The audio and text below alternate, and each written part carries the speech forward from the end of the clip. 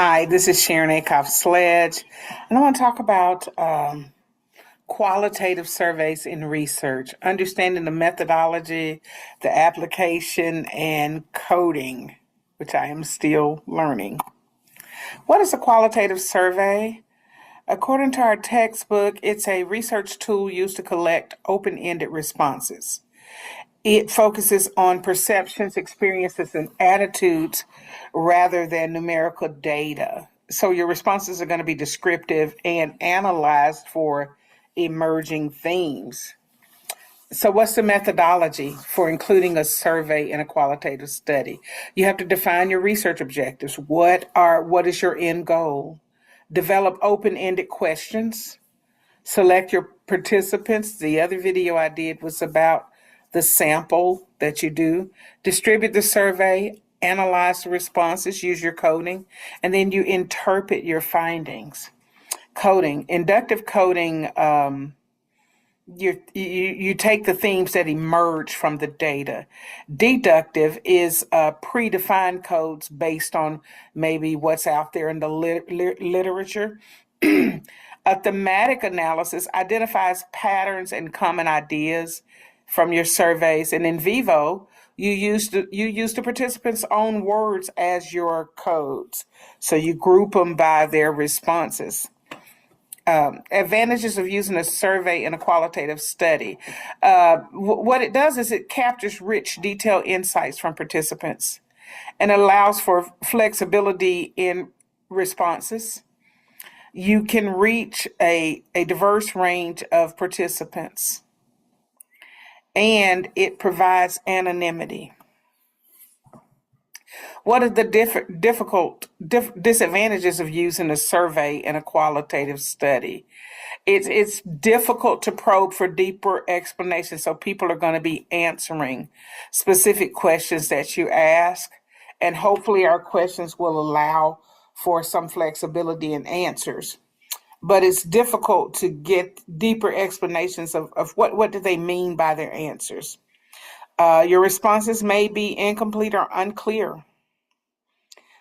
Analyzing this data is time consuming, and an interview is better because you have an interactive thing going there, but a survey is better for when you're dealing with a large number of people because interviews are time consuming.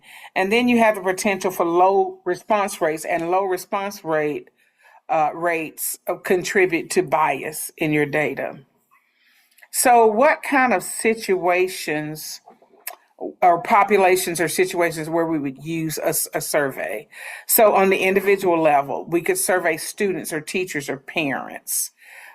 Group level, so we could go and survey collaborative learning groups or teaching teams, departments.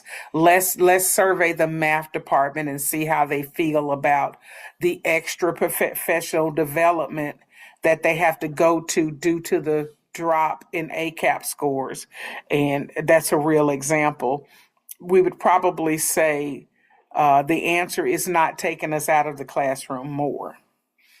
You could use a survey for situations, classroom experiences, teacher professional development that I just mentioned, and student problem solving strategies. So in these cases, a survey would be best for that type of research.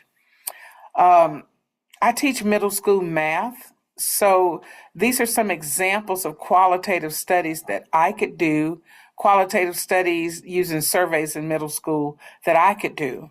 So student perceptions of problem solving strategies. We have certain math practices where they have to, one of them is to persevere. Another one is to be able to critique the work from other students. So these are things we have to do. So how do they perceive that? Teacher experiences with differentiated instruction in math. That was a struggle for me in the beginning. I've learned, worked with collaborative teachers, and I've learned. Parental involvement in middle school math learning. And this one is one that's near and dear to my heart because at open house, I tell the parents, I don't want them to do homework for their kids. I want them to make sure that they do their homework, but I don't want them to help them because I need to know where they struggle. So, but some parents think, well, I need to turn in a perfect assignment, not understanding that I need that data to possibly reteach the next day. Attitudes toward math and the growth mindset. So these are some studies that I could do in middle school math. And in conclusion, qualitative surveys are a valuable tool for exploring educational topics. Qualitative surveys can capture detailed narrative data from different stakeholders. And as a middle school math educator, middle school math education can benefit from qualitative surveys to improve instruction and student engagement. Thank you.